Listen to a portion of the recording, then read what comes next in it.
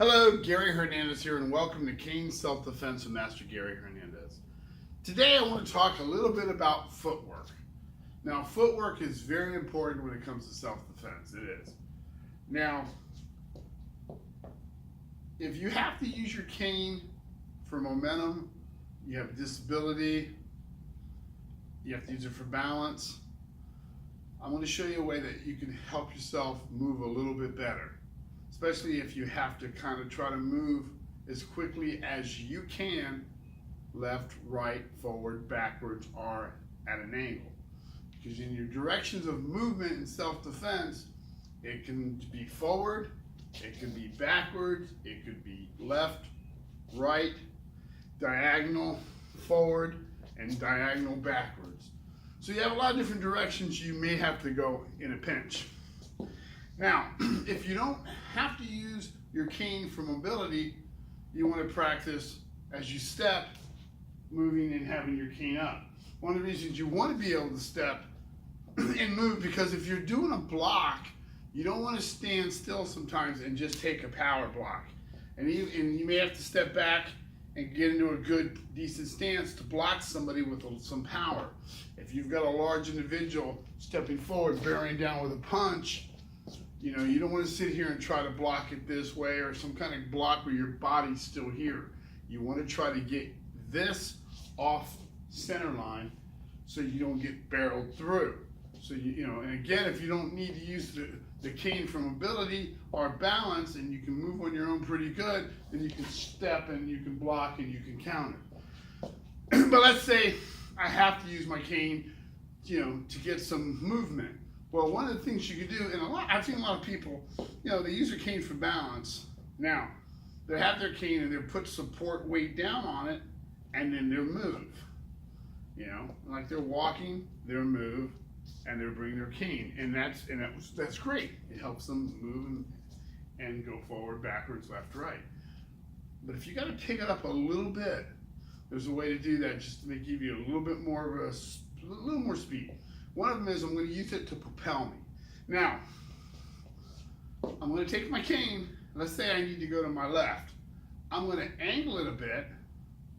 And instead of putting weight down here and going like that and bringing my cane, I'm going to use my cane to help launch me. So I'm going to turn it a bit, and I'm going to push downward still, but now I'm kind of angled and kind of launch me in this direction. Same thing if I'm going to go this way, I'm going to turn my cane slightly like that. Don't turn it too much to where it slips. We're going to talk about different environments in a minute.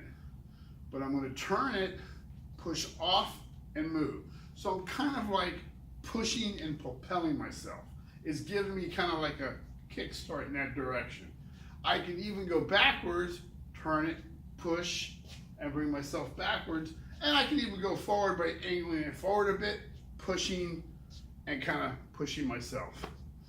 So someone's getting ready to maybe start to throw a punch, I'll turn, push, and then bring my cane up. Same thing if I'm going to go this way, instead of holding down to it, doing that and bringing it up, I'll angle it a bit and push off.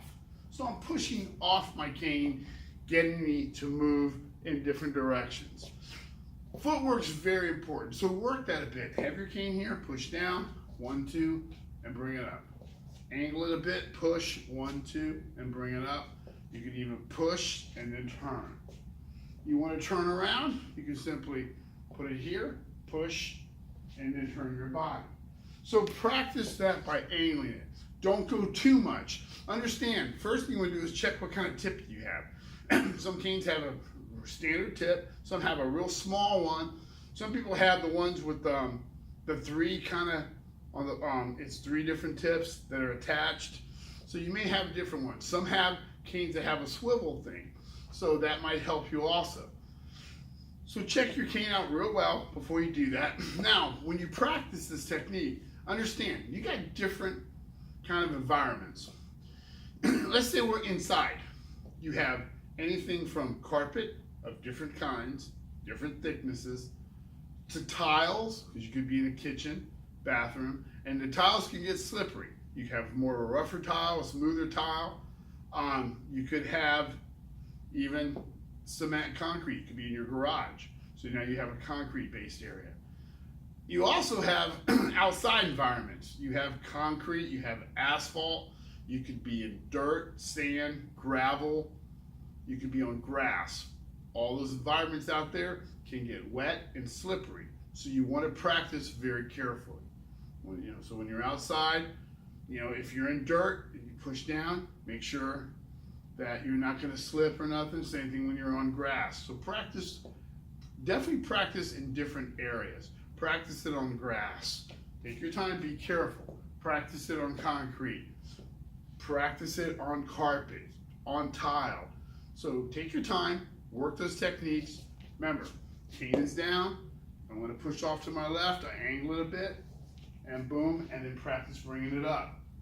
If I'm going to go to my right, I angle it a bit and push off. So it's like I said, it's kind of kick starts me. I want to go backwards, boom. I want to go forward, boom.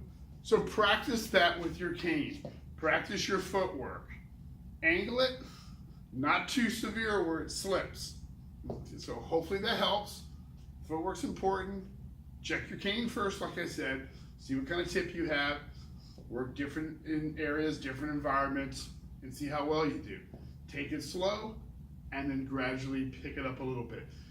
You're gonna know your speed. You know your speed. You know your body's condition. You know what kind of health you're in. Take your time. So hopefully that helps. Gary Hernandez, and I will talk to you guys very soon. Thank you.